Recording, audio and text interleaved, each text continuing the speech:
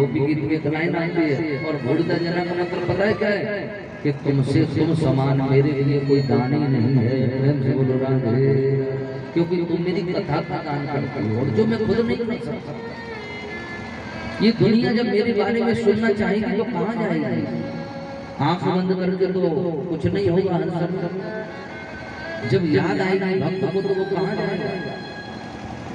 किससे कहेगा? कौन दुनिया में है जो उसको भगवान का रास्ता दिखाए? उसकी क्या कीमत कोई देगा?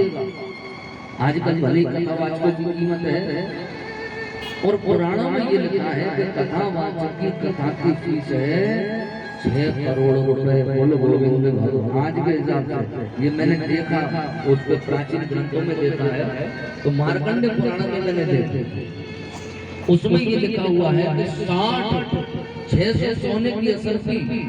अब आज 75,000 सोना हो गया, मान लो एक सिक्का है इतना महंगा। अब इससे हिसाब किताब लगा लो तो कितना बैठ रहे।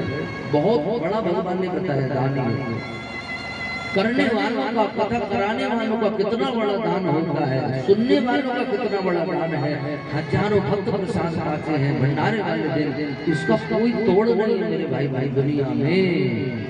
इसलिए भगवान खुद कहते हैं कि मैं उनका ऋणी बन के रहता हूँ, मेरी मजबूरी है उनकी सेवा करना, क्योंकि दान ऐसा कर देते हैं, वो काम ऐसा कर देते हैं।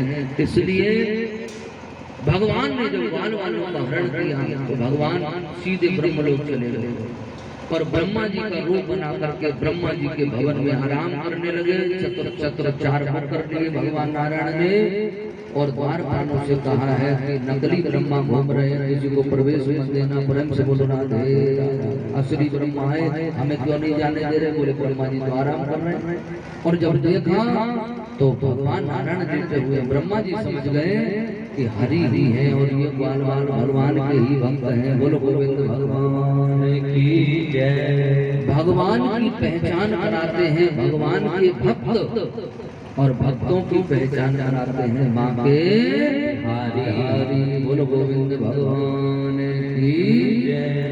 तो आज आप सबकी सेवा हो ही रही है प्रतिदिन। हमारे मन में भी जगह के बेचारे सब हमारी संगत कथाएं रोज सुन रही हैं, तो आज हमने सबके लिए आम करने की व्यवस्था कराई है। बोलो गोविंद भगवान। लू से बचाएगा, गर्मी से बचाएगा। हमारे यजमान थोड़ा सेवा कराएंगे सबकी, हल्का हल्का सा पान करें, बैठ करके अपना और आनंद उसका ले। बोलो बोलो भगवान की जय। जय श्री राम, जय जय श्री राम, जय जय श्री राधे। तो ब्रह्मा जी को भगवान ने क्षमा नहीं किया और ब्रह्मा जी कलिकाल में नाभादास बन करके आए हैं, और भक्तमान लिखा है तब पाप से मुक्त हुए हैं। और आगे चल के नंद बाबा को वरुण लोक से लेकर के आए भगवान। नंद बाबा को वरुण जी ले गए वरुण लोक। भगवान ने देखा कि क्या किया, भगवान पीछे गए हैं, मुक्त करा कर लाए। बोलो गोविंद भगवान की जय। आगे चल के बांके बिहारी को पता चला कि अब मेरे ग्वालवाल मेरे को पहचान गए हैं, मेरे को जान गए हैं कि इनके ऊपर कृपा करने वाला कोई और नहीं बल्कि स्वयं बांके बिहारी है। और अब भगवान का मन हुआ कि अब मैं अपने ग्वालवालों को दान दूं। कुछ इन्होंने जो सेवाएं करी है मेरी, उसका उनको ऋण चुकाऊंगा। और मेरे ग्वाल वालों ने निष्काम होकर के मेरा भजन किया है, तो थोड़ा मैं इनके लिए जरा कुछ कर दूं। तो भगवान ने ग्वाल वालों को दान देने के लिए रास का आयोजन करा है। बोलो बांके बिहारी नाम की जय। ये है भागवत का पुराण। अब ये 5 अध्याय बड़े ध्यान से आपको सुनने हैं। ये 5 गीत हैं भागवत के। विरह गीत, युगल गीत, भ्रमर गीत, गोपी गीत, ये सब गीतों के नाम कहे गए हैं। तो इन गीतों में सबसे श्रेष्ठ गीत है गोपी गीत, जिसे रामचरितमानस का प्राण है श्री सुंदर कांड। उसी प्रकार से श्रीमद् भागवत महापुराण का प्राण है गोपी गीत। और इसको सुन लिया तो पूरी भागवत सुनने का फल प्राप्त हो जाएगा। यही वो प्रसंग है जहाँ पार्वती जी सो गई थी। बोलो गोविंद भगवान की जय। पार्वती जी को नींद आ गई। जैसे भागवत महापुराण में गाया गया है महाराज, 90 दोहों में हनुमान जी का गुणगान किया गया है, 60 सुंदरकांड के 30 पहले के 90 होगा। उसी प्रकार से दसम स्कंद के पूर्वार्ध और दसम स्कंद का उत्तरार्ध, ये दोनों मिलाकर के 90 अध्याय हो जाते हैं। बोलो गोविंद भगवान की जय। इनमें भगवान की लीलाओं का गुणगान किया गया, जिसमें इसको कहते हैं रास पंचाध्याय, 5 अध्याय। तो बड़े बड़े संतों ने इस पर बोला है, अपने अपने भाव में सब लोग गाते ही हैं। अब हमारी तो क्षमता नहीं कि हम इस पर बोल पाएंगे, लेकिन फिर भी जब प्रवेश हुआ है तो थोड़ा कुछ प्रणाम करते हुए रास पंचाध्याय पर बोले।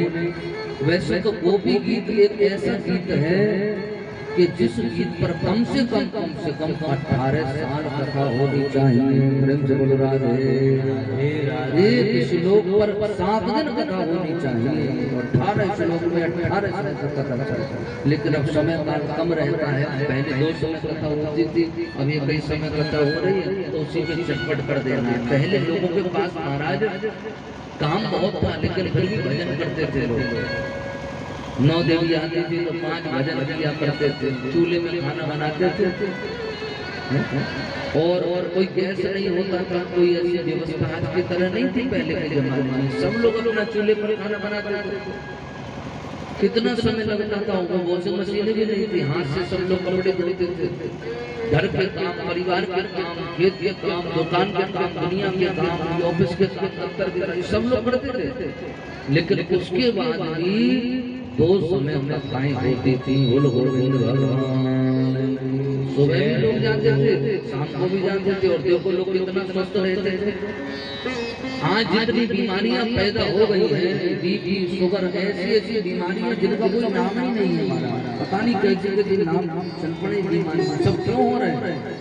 ये इसलिए हो रहे हैं क्योंकि हमारे जीवन में विष बहुत आ गया है, और जीवन से राम चले गए हैं तो हमारे जीवन में विष प्रकट हो गया है, और उस कारण से ये जीव को ये क्षतियां हो रही है, सब रोग हो रहे हैं।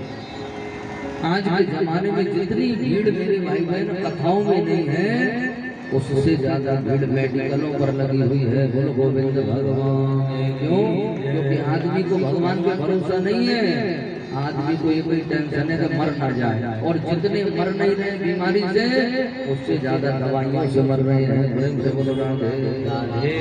एक बीमारी की दवाई खाई तो दूसरी बीमारी उसने बना दी, वो तो खत्म कर दी, लेकिन उसके साइड इफेक्ट से 10 बीमारियां और तैयार हो गई। फिर 10 की दवाई खाओ, वो खत्म हो गई तो 4 बीमारी और तैयार हो गई। इसलिए कथाएं जीवन में प्राण देने वाली हैं। कथाएं जीवन को जितना भजन करोगे उतना अच्छा है। अरे नष्ट तो आत्मा को होना ही है, लेकिन भगवान का आश्रय लो। दीपक है, हवा चली तो बुझेगा, लेकिन चिमनी अगर दीपक में लगा दे तो दीपक चलता रहेगा। इसी प्रकार से जीवन है, जीवन में अगर भजन की चिमनी लगा दोगे तो जीवन आनंद में व्यतीत होता रहेगा। बोलो गोविंद भगवान की जय। आज कन्हैया ने रास करने का विचार किया, और रास क्या है बड़े ध्यान से समझे, बहुत गहरा विषय है। और होता क्या है कि हम लोग समझते नहीं है, फिर कुछ का कुछ अर्थ निकालने लगते हैं। ये कन्हैया ने रास करा, वो कहे का भगवान, स्त्रियों के बीच में नाचा, वो कहे का भगवान, ये कर रहा है, वो कहे का भगवान। ये सब ऐसे लोग कहते हैं ना जिनके माँ बापों में ही संस्कार नहीं है। प्रेम से बोल रहे हैं, जिनके खानदान में कभी भगवान का भजन लोगों ने नहीं करा है, ऐसे लोग अनर्गल बातें शुरू कर देते हैं। ये मैं नहीं कह रहा, शंकर जी कह रहे हैं कि जिनके अगुनई सगुन विवेका, जिनको न कथाओं से मतलब, न संतों से मतलब, न माता पिता के चरणों से मतलब, न भगवान से मतलब, ऐसे लोग ही अनर्गल चर्चाओं को किया। बाकी भगवान को जो जानता है, आप सोचो कि भगवान ने चलो चीरहरण की लीला करी, आप बताइए उस समय भगवान की उम्र क्या थी? जिस समय भगवान ने गोवर्धन पर्वत उठाया उस समय बांके बिहारी की उम्र थी 7 साल। बोलो गोविंद भगवान की जय। 7 साल के बालक को ये ज्ञान होगा ये स्त्री है ये पुरुष है, तो भगवान कैसे किसी का चिर हर सकते हैं? 7 साल के बच्चे को ये भी नहीं पता ये मेरी माँ है ये कोई और है, और अनजान बच्चा होकर के माना वार्तालाप करता है। कहने का तात्पर्य है कि भगवान ने जितनी भी लीलाएं करी हैं वो सब लीलाएं विशुद्ध हैं, काम क्रोध मद लोभ से मुक्त हैं। बोलो गोविंद भगवान की जय। क्योंकि भगवान ने ये लीलाएं करी हैं ये तो 7 वर्ण को भेद करके अपने धाम में भगवान ने लीलाएं करी हैं, वृंदावन में करी है। और वृंदावन धरती पर नहीं है,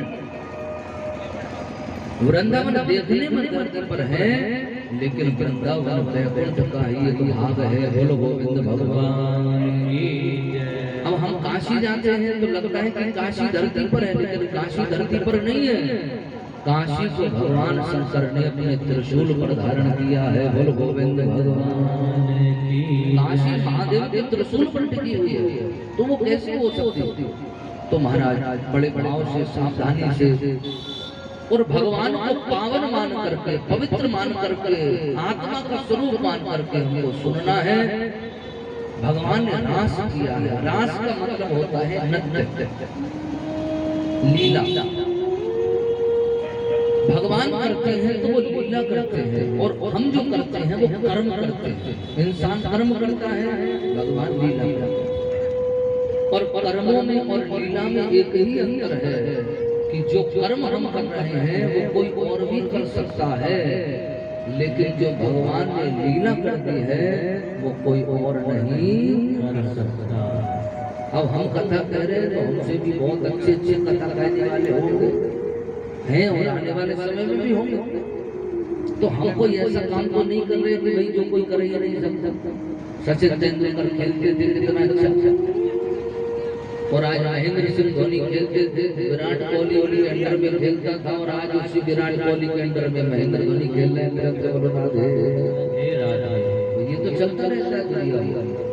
लेकिन भगवान ने जो काम कर दिया है उसे कभी कोई मिटा सकता नहीं है, वो अद्भुत काम हो जाता है भगवान। तो महाराज परिस्थिति ऐसी बनी है कि ठाकुर जी ने रास किया है। रसो वैसा कन्हैया पेड़ पर बैठ गए कदम के, और कदम के पेड़ पर बैठ करके भगवान बांसुरी बजा रहे हैं। बांसुरी से माया निकल रही है, और माया की ध्वनि सब गोपिकाओं के कान में पड़ रही है। बोल गोविंद भगवान की जय। और बांसुरी की ध्वनि को सुनकर के गोपिकाएं भागने लगी। शरीर नहीं गया है, शरीर सबका वही है, लेकिन गोपिकाएं अपने सूक्ष्म शरीर माने के मन से भगवान के पास गई हैं। एक बात हमको समझनी पड़ेगी कि भगवान जिस जगह है उस जगह कभी शरीर जा सकता नहीं है। वहाँ तो आत्मा जा सकती है अथवा मन जा सकता है। देखने में लगता है कि भगवान धरती पर आ रहे हैं, लेकिन भगवान धरती पर आते नहीं, ऐसा आभास होता है। केवल भगवान प्रकट होते हैं, अपना दर्शन देते हैं, लीला करते हैं, लेकिन भगवान कभी वैसे नहीं आते, क्योंकि वृंदावन में ये धरती नहीं है, ये वैकुंठ है, ये भगवान का गोलोक है, इसलिए भगवान वहाँ लीला कर रहे हैं। तो आज भगवान की बांसुरी बज रही है, तो भगवान की बांसुरी को सुन करके गोपिकाएं, गोपी कौन है?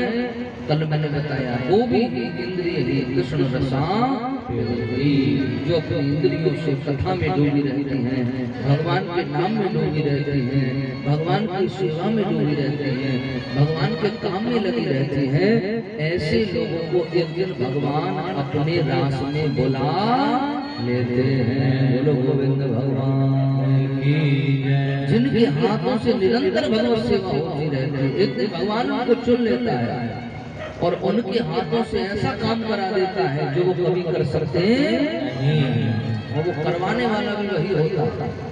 धीरे धीरे रे बना धीरे सब कुछ होए, माली से चत 100 घड़ा समय आंत फल होए। तो भगवान की बांसुरी को सुन करके गोपिकाएं भाग रही हैं, दौड़ रही हैं। श्याम माखन चुराते चुराते, श्याम माखन चुराते चुराते, श्याम बंसी बजाते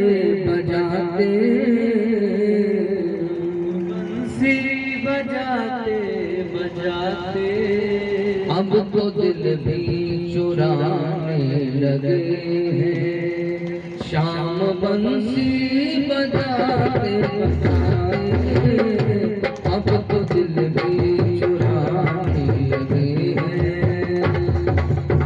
बंसी बजाते बजाते अब तो दिल भी चुराने लगे हैं। शाम बंसी बजाते बजाते अब तो दिल भी चुराने लगे हैं। शाम बंसी बजाते बजाते अब तो दिल भी चुराने लगे हैं। अब दिल भी चुराने लगे हैं। ये बहाना बनाते बनाते ये बहाना बनाते बनाते ये बहाना बनाते बनाते ये बहाना बनाते बनाते अब दीवाना बनाने लगे हैं। बनाते बनाते अब दीवाना बनाने लगे हैं।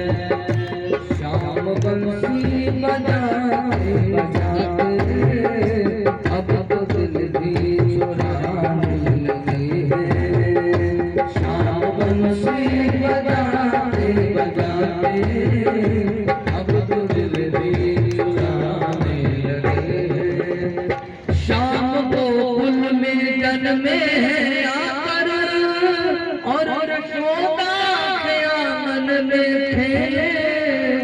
शाम को कुल में जन्मे हैं आकर और यशोदा के आंगन में खेले। और यशोदा के आंगन में खेले। और यशोदा के आंगन में खेले। हम तो बालों के संग में कन्हैया।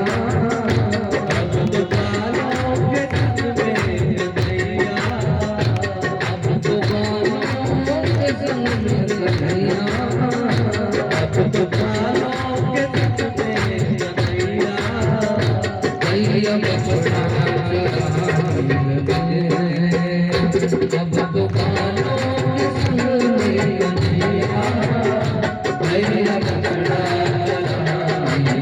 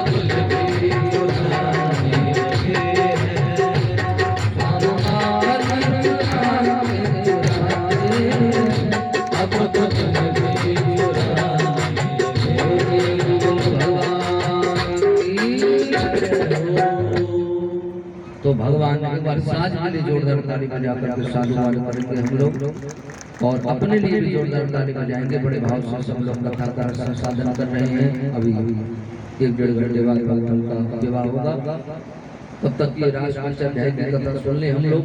बड़ी मंगलकारिणी कथा है। इधर भगवान ने जब बांसुरी बजाई है तो भगवान की बांसुरी की ध्वनि केवल गोपिकाओं और ग्वालों के कानों में ही पड़ी। भगवान के पास वही जाता है जिसे भगवान बुलाना चाहे, जिसे भगवान बुलाना नहीं चाहते, जिसे भगवान अपनी सेवा में नहीं लगाना चाहे, वो भगवान के दर्शन नहीं कर सकता। आप सोचिए कि जब डीजल बिना कार्ड के नहीं मिलता, राज्यसभा में बिना परमिशन के नहीं जा सकते, विधानसभा में बिना कार्ड के नहीं जा सकते, तो कृष्ण सभा में बिना उसकी मर्जी के कैसे आ सकते हैं? प्रेम से बोलो राधे राधे राधे।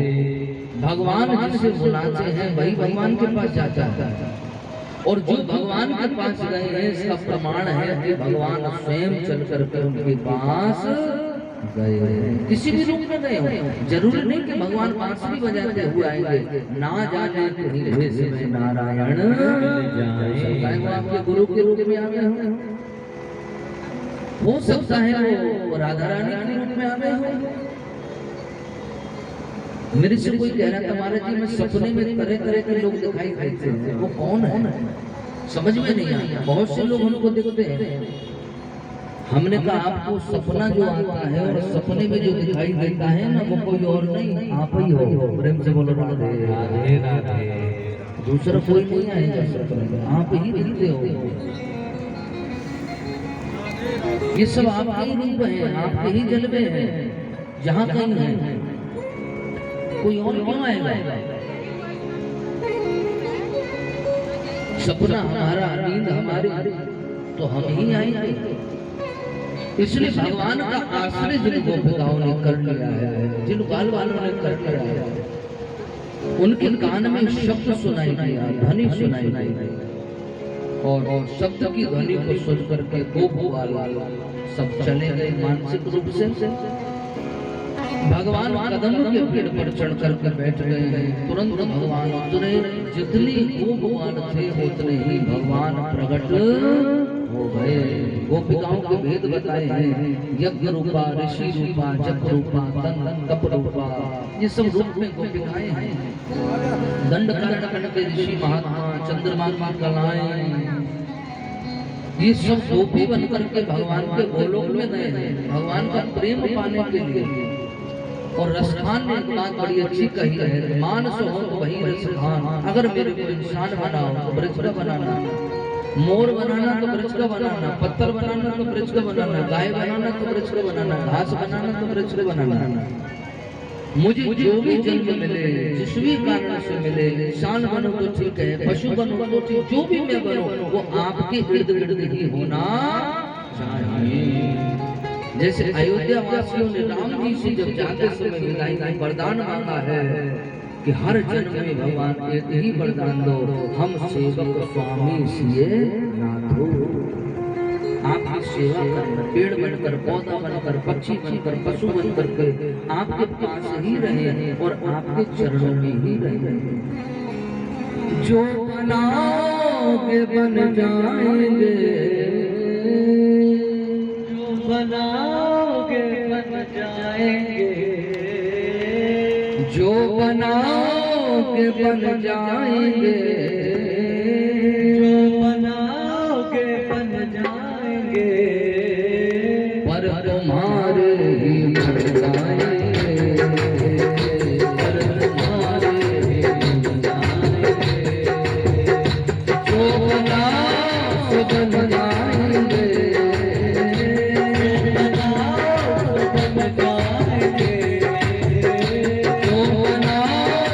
बन जाएंगे,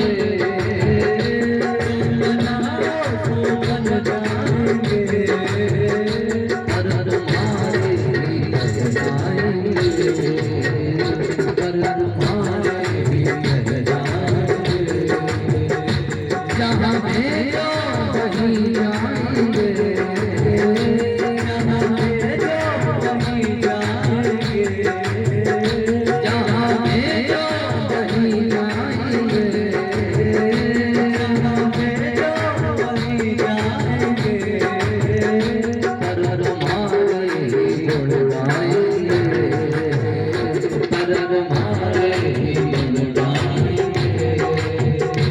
जो बनाओगे बन जाएंगे, जो बनाओगे बन जाएंगे, पर तुम्हारे कहलाएंगे,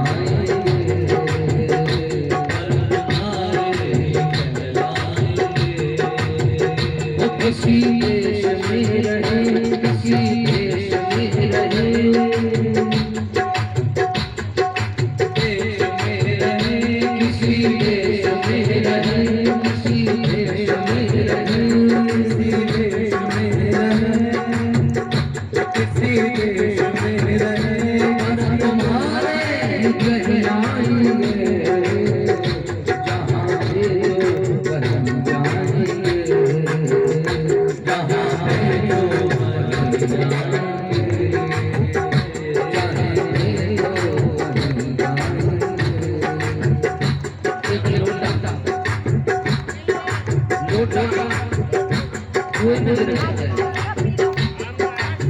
और कुएं में गिर करके महाराज पानी को निकाल रहा था। तो लोटे ने ये कहा कि ये बात बताओ, जब समुद्र में पानी की कमी नहीं तो मेरे बगल लोटे में डाल दो, मेरे कुएं में काहे को डाल रहा है? इतना समुद्र में पानी भरा है और फिर कुएं में काहे को डाल रहा है? तो सागर करने लगा लोटे से कि हमारी मर्जी, हम तेरे को कुएं में डालें से सागर में डालें। राधे राधे हमसे आधा पे गिरा दो, या गिरे तो हृदय से लगा लो। हमसे आधा पे गिरा दो, या गिरे तो हृदय से लगा लो। हमसे आधा गिरा दो, या गिरे तो हृदय से लगा लो। चाहे लिए रहे या प्यारे रहे, चाहे लिए रहे या प्यारे रहे, पर तुम्हारे ही कहलाएंगे, पर तुम्हारे ही कहलाएंगे। जहाँ भेजो वहीं जाएंगे, जहाँ भेजो वहीं जाएंगे, जहाँ भेजो वहीं जाएंगे। अपकार अपकार कहाँ है, करनहार और जीता है। भैरव अपकार अपकार कहाँ है, भैरव और जीता है। वो चाहे लिए रहे या प्यारे रहे, चाहे लिए रहे या प्यारे रहे, हम करेंगे वही जो तुम्हें हो सही, हम करेंगे वही जो तुम्हें हो सही, तेरी रचना से गुण गाएंगे, जहाँ भेजो वहीं जाएंगे, जहाँ भेजो वहीं जाएंगे। बोलिए बाबा हरि लाल की।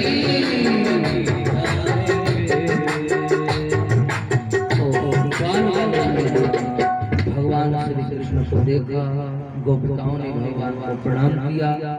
अमित रूप प्रकट थे काला, जितने ग्वाल गोपी थे उतने भगवान ने रूप बना लिए, सब गोपी के रूप में आ गए वहां तो, और भगवान ने अनेक रूप बना लिए।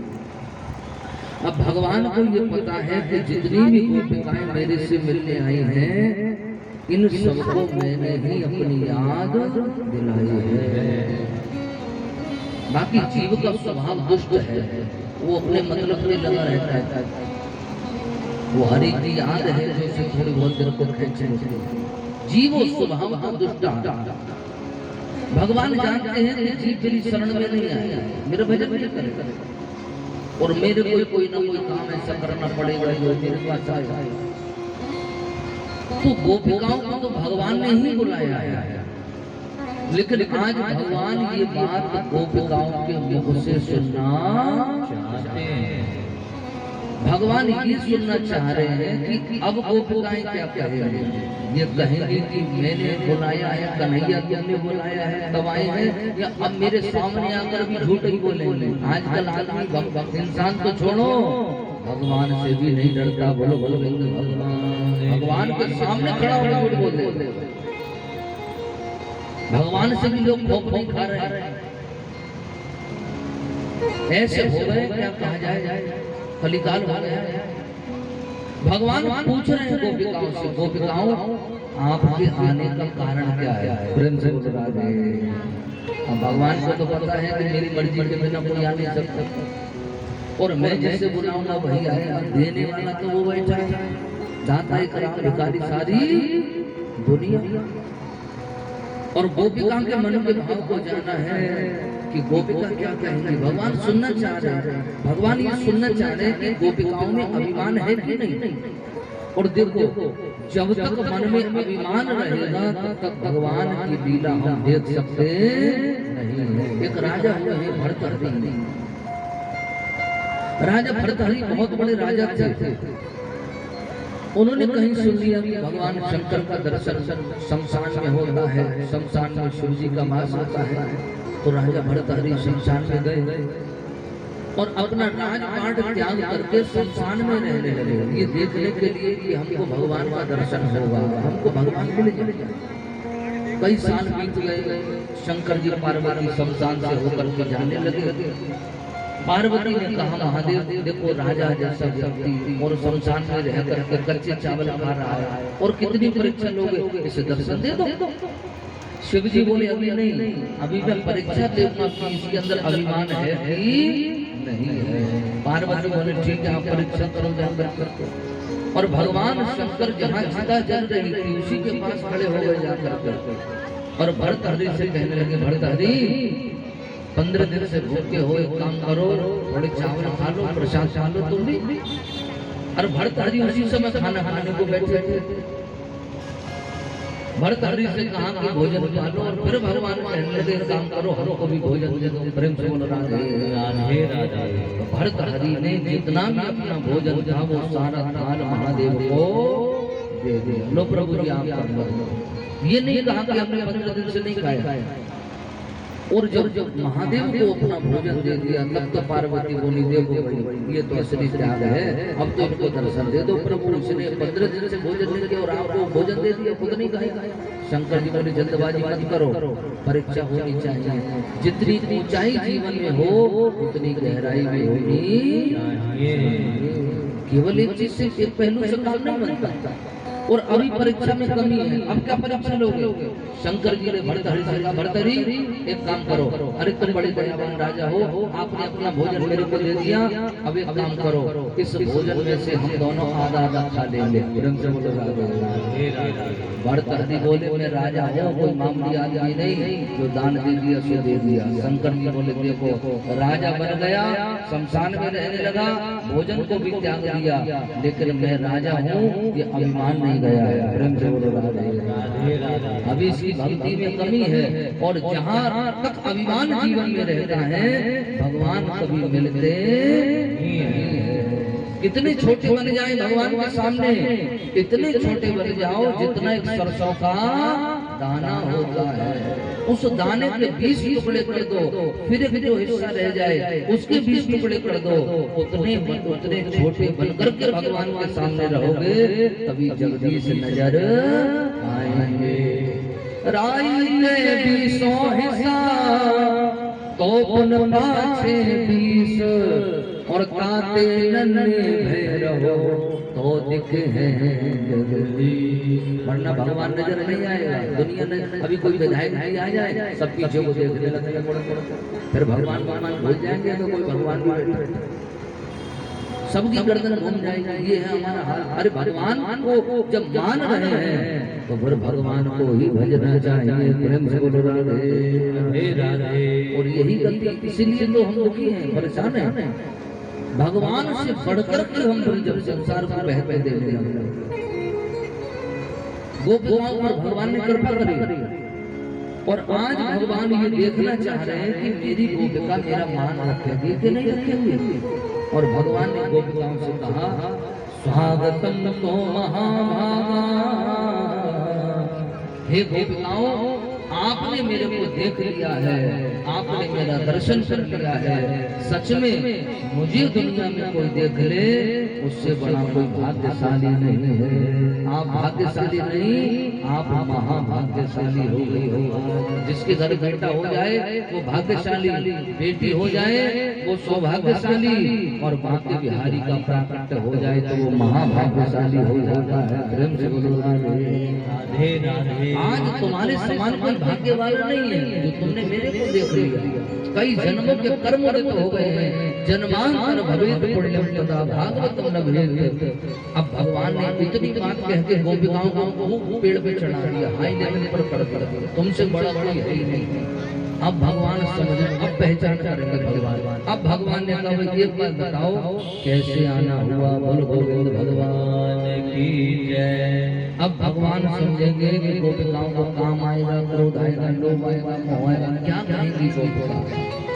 तो गोपिकाओं ने हाथ जोड़ करके जवाब दिया कन्हैया हम भले ही महाभाग्यशाली हो गए, कुछ भी हो गए, हमने आपको देख लिया, लेकिन हम आए नहीं हैं, तुमने ही हमें बुलाया है। प्रेम से बोलो राधे राधे। भगवान प्रसन्न हो गए, अब ये मेरा दर्शन करने के लायक, क्योंकि इनके मन में अब अपना कुछ नहीं रह गया। अब ये अपनापन बिल्कुल मिटा चुकी है। अब द्वेष का भाव नहीं, जब मैं था तब हरि नहीं, जब हरि है मैं, अब मैं पर चला गया है, अब मैं ही मैं रह गया हूँ। तो अब मैं सब काम करूंगा, इनको दर्शन भी दूंगा, लीला भी करूंगा। और फिर भगवान ने थोड़ा सा मजाक और किया। भगवान को समझते थे कि भगवान ने किसी को अपनी सेवा में लगाया है तो भगवान को अज्ञानी थोड़ी नहीं होती, अगली पिछली देव की कृपा करते हैं। लेकिन भगवान आज गोपिकाओं के भाव को दुनिया को दिखाना चाहते हैं कि दुनिया देखे कि मैं जिसे दर्शन दे देता हूँ वो कैसा होता है, उसके मन में क्या होता है, उसके मन में क्या चलता है, उसके चित्त में क्या चलता है। ये सोच करके भगवान गोपिकाओं से आज विनोद करने लगे, क्योंकि भगवान ने तो कृपा कर ही दी गोपिकाओं पर। अगला सवाल भगवान ने गोपिकाओं से किया, गोपिकाओं आप मेरे लिए सब कुछ छोड़ करके आ गई हैं, आपको दोष लगेगा। बच्चों की सेवा, परिवार की सेवा, दुनिया की सेवा, स्त्री का ये धर्म नहीं है। स्त्री का तो एक ही धर्म है, सादर सास ससुर पद पूजा, नारी धर्म पति देवना। उसके लिए पति परमेश्वर भगवान देवता सास ससुर घर गृहस्थी यही सब कुछ है उसके लिए। और तुमने साधक सब कुछ छोड़ करके मेरी शरण में आ गए। एक गोपिका कहने लगी भगवान आप सवाल करते हैं तो हम भी कम पढ़े लिखे नहीं हैं। प्रेम से बोलो राधे राधे। हमारी बात का जवाब दो। भगवान बोले पूछो। एक बात बताओ, एक देवी जी रहते थे, उनके पति विदेश चले गए, दरवाजा खोला, कई सालों बाद गेट खोला तो पति देव आए। ये बताओ वो फोटो की पूजा करेंगे कि दरवाजा खोलो, पति आ गए तो फिर उसका पूजन करेंगे। इसी प्रकार से दुनिया के रिश्ते नाते आपके स्वरूप पे हम मानते हैं, लेकिन हमारे असली परम पति तो आप ही हैं। बोलो गोविंद भगवान की। और हमारे नहीं, ये प्रभु आप पूरे संसार के पति हैं। पति का मतलब केवल विवाह से सीमित नहीं होता। शास्त्रों में पति का मतलब कहा है, पाति रक्षतामिति पति, जो हमारी पूरी दुनिया से रक्षा कर ले वही है असली पति। मांगे बोलिए बाबा बिहारी लाल की जय हो। तूफान से, आंधी से, मौत से, अजगर से, सांप से, हाथी से, यमराज से, उसके सामने कोई नहीं, वो सबसे तुम्हें बचा जाए, वो है हमारा असली पति। और वही भगवान कर सकता है, और कौन करेगा। भगवान बड़े प्रसन्न हुए और अब भगवान गोपिकाओं के साथ में नृत्य करने लगे। अब सबके साथ में अलग अलग नृत्य। अब यहाँ सुनिए, भगवान ने गोपिकाओं को 5 दान दिए हैं और किसी गोपिका को भगवान ने स्पर्श नहीं किया है। बोल गोविंद भगवान। किसी गोपिका को छुआ भी नहीं और सबको छू लिया। सबको ऐसा लग रहा है जैसे कन्हैया ने हमको अपना करके माना। कैसे छुआ? एक गोपिका भगवान को देख करके बेसुध हो गई, बेहोश हो गई, गिर गई। भगवान को देखते ही होश हो बैठे। तो भगवान नाचने लगे, और जब भगवान नाचे हैं तो भगवान ने अपने दामन की हवा से उसे छू लिया। बोलो गोविंद भगवान ने उसकी जो हवा लगी ना भगवान के नाचने की, उससे उसे ठंडक महसूस हुई और वो दोबारा चलते रहे। किसी को भगवान ने अपनी बांसुरी के स्वर से छू लिया, उसके कानों में जब शब्द पड़े तो वो भगवान से लगा मेरे को कन्हैया ने छू लिया। किसी को भगवान ने अपनी नजरों से छू लिया, एक टक दृष्टि डाली, अपना प्राण बना। इस प्रकार से भगवान सबको छू रहे हैं। किसी को भगवान ने दूर की गोपिका मुस्कान से छू लिया, प्रेम से बोल रहा गोविंद भगवान। किसी को भगवान ने अपनी चरणों की धूल से छू लिया, सबको भगवान ने छुआ। और आज भगवान नाच रहे हैं। जितनी भी गोपिकाओं का प्रवेश हो गया ब्रज में, उन सब ने देखा तो उन सब के चरणों में पायल आ गई है। बोलो गोविंद भगवान। क्योंकि भगवान के सन्मुख वही जा सकता है जो गोपी हो जाए, और जो गोपी नहीं हो सकता वो भगवान के निकट नहीं जाएगा। और सब जगह गोपिकाएं नाच रही है, गाय नाच रही है, मोर नाच रहे हैं, पक्षी नाच रहे हैं, और कौन के बिहारी नाच रहे हैं। आइए हम सब भी रास का आनंद लें और उसके बाद आगे की कथा का दर्शन करें। पायल की झनकार है रही, पायल की झनकार हो, पायल की झनकार है रही, पायल की झनकार। ऐसो हो ऐसो रास रचो वृंदावन है रही, पायल की झनकार। ऐसो रास रचो वृंदावन है रही, पायल की झनकार। पायल की झनकार,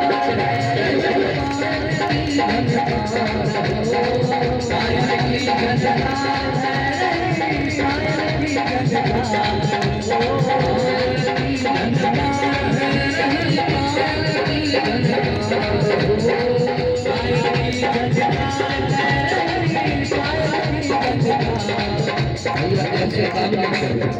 ज़्यादा दो चार आगे से समिति हमारे खड़े खड़े भैया, दो चार जरा खड़े हो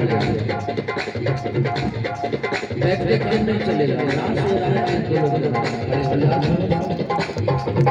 और उसके बाद नाच गा कर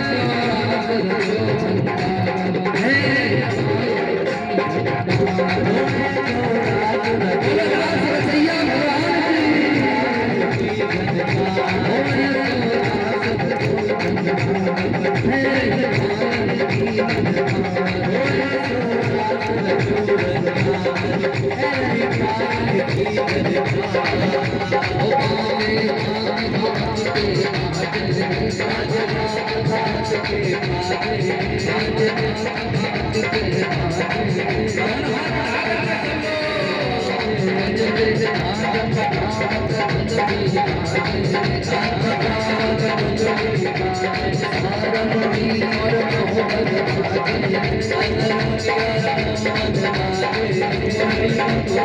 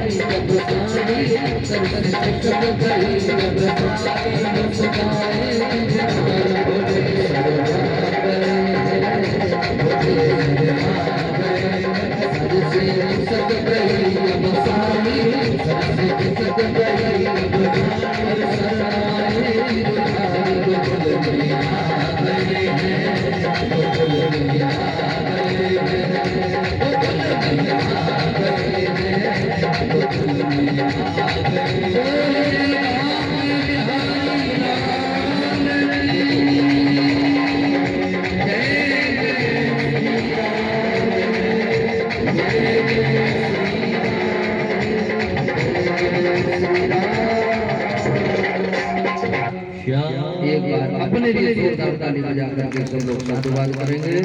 हमारे यजमान परिवार जिनकी बड़ी